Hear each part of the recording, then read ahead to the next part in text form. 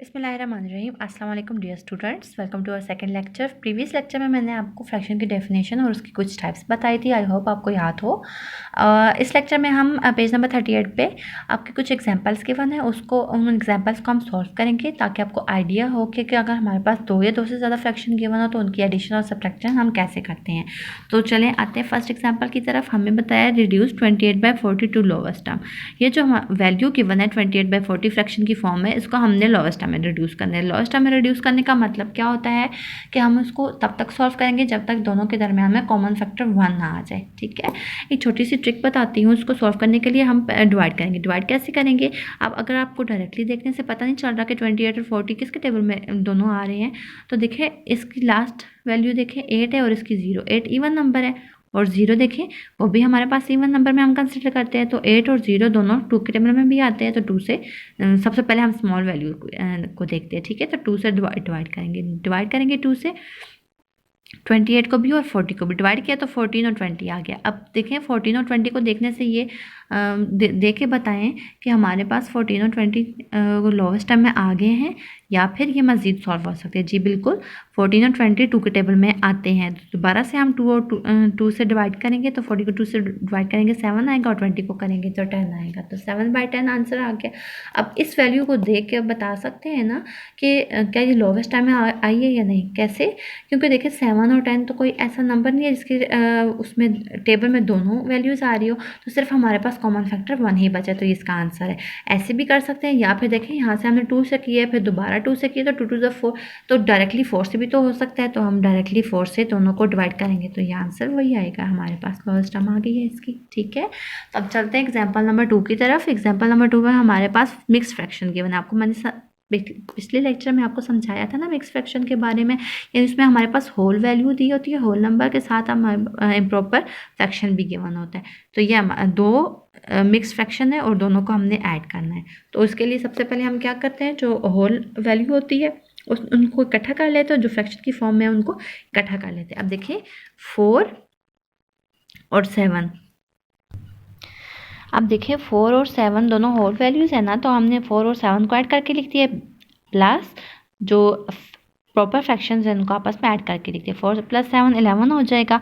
अब 2/5 और 1/10 को हम ऐसे ऐड नहीं कर सकते जब तक कि इनके डिनोमिनेटर सेम ना हो। डिनोमिनेटर सेम करने के लिए आपको बताती हूँ कि उसके लिए क्या रूल है। 5 और 10 हमारे दोनों वैल्यू डिनोमिनेटर में है ना, तो सबसे पहले हम इसका एलसीएम लेंगे। 5 और 10 का एलसीएम लेंगे तो 2 5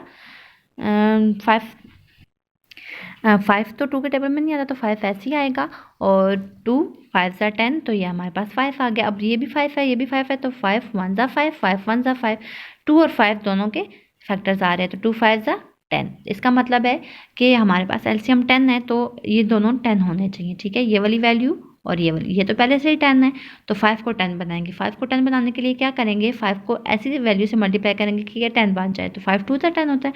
तो जो वैल्यू हम नीचे मल्टीप्लाई करते हैं वही काम हम ऊपर भी करते हैं। तो 5 2 ज़ा 10 और 2 को भी 2 से मल्टीप्लाई करेंगे, 5 को भी 5 से मल्टीप्लाई करके देखें।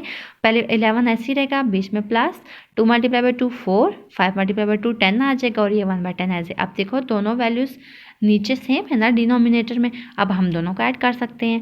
11 + 4 + 1/10 आ जाएगा एलसीएम लेके। ठीक है, 10 दोनों में कॉमन है तो हमने 10 एलसीएम ले ली और ऊपर 4 + 1 आ जाएगा, तो 4 + 1 5/10 आ जाएगा। अब देखो 11 तो ऐसे ही रहेगा साथ में, बीच में प्लस। अब हम देखते हैं 5 और 10 किसी टेबल से कैंसिल आउट होते हैं ना। 5 1 ज़ा 5, 5 2 ज़ा 10, तो ये 1/2 बच गए। जैसे हमने पीछे होल नंबर में गिवन था ना मिक्स फ्रैक्शन में, उससे हमने ब्रेक करके लिखा था, होल नंबर को अलग कर दिया था फ्रैक्शंस को। तो इसी तरह से हम लोगों ने, अगर आपको ट्रिक की फॉर्म में बताऊँ तो इस तरह से ये होल नंबर अलग है और फ्रैक्शन अलग है, तो इकट्ठा करके लिख गए 11 × 1/2। ये इसका आंसर आ गया। ठीक है, समझ आ गई आपको। अब हम अपनी एग्जाम्पल नंबर 3 की तरफ आते हैं। एग्जाम्पल नंबर 3 में सेम वही काम है जैसे हमने एग्जाम्पल नंबर 2 में किया था, लेकिन यहाँ पे एडिशन के बजाय सब्ट्रैक्शन गिवन है। ठीक है, उसमें हमने क्या किया था, होल नंबर्स को अलग कर दिया था, फ्रैक्शंस को अलग किया था ना। इसमें भी हमने वही काम किया, लेकिन उसमें बीच में एडिशन आ रहा था और इसमें हमने बीच में सब्ट्रैक्शन, क्योंकि यहाँ पे सब्ट्रैक्शन आ रही है। ठीक है, ये हमने किया 7 - 3 4 आ जाएगा, बीच में प्लस और 4/8 - 1/8।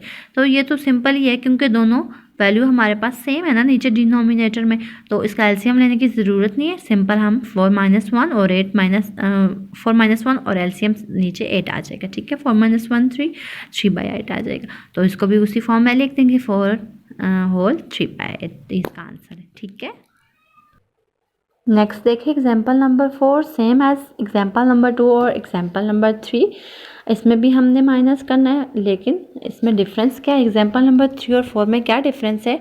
उसमें एग्जाम्पल नंबर 3 में ये जो डिनोमिनेटर में दोनों वैल्यूज थी सेम थी, लेकिन इसमें जस्ट लाइक एग्जाम्पल नंबर 2 आपने सेम करनी होगी। ठीक है, बाकी सारा पैटर्न वही है, 3 - 2 + 1/5 - 2/15, लेकिन इन दोनों को ऐसा हम प्लस नहीं माइनस नहीं कर सकते, तो पहले इन दोनों को एलसीएम लेके सेम करना पड़ेगा। एलसीएम आपको दिखाती हूँ, ये देखें एग्जाम्पल 5 और 15 का हम लोगों ने इसका एलसीएम लिया है। 3 के टेबल में 5 तो नहीं आता, तो एज इट इज़ रहेगा। तो और 3 के टेबल में 15 आता है, तो 3 × 5 = 15। अब दोनों 5 है, 5 × 1 = 5, 5 × 1 = 5, तो दोनों के फैक्टर्स क्या आ रहे हैं, 3 5, 3 5 = 15। इसका मतलब है कि हमें इसको भी 15 बनाना है और इसको भी 15 बनाना है। ये तो पहले से ही 15 है, तो 5 को 15 बनाने के लिए क्या करेंगे, 3 से मल्टीप्लाई करेंगे। पिछली एग्जाम्पल में भी मैंने आपको बताया था कि अगर हम जो काम नीचे करते हैं वो ऊपर वाली वैल्यू के साथ भी करेंगे। ठीक है, तो 1 × 3 / 5 × 3 3 1 = 3 और 5 3 = 15। दोनों के डिनोमिनेटर सेम हो गए हैं, तो दोनों में 3 में से 2 माइनस कर देंगे और एलसीएम 15 आ जाएगा। तो 1 × 1/15 आ जाएगा, और साथ में इसको हम लिख देंगे मिक्स्ड फ्रैक्शन की फॉर्म में। ठीक है, this is the answer of this question. Hope आपको ये एग्जाम्पल समझ आ गई हो।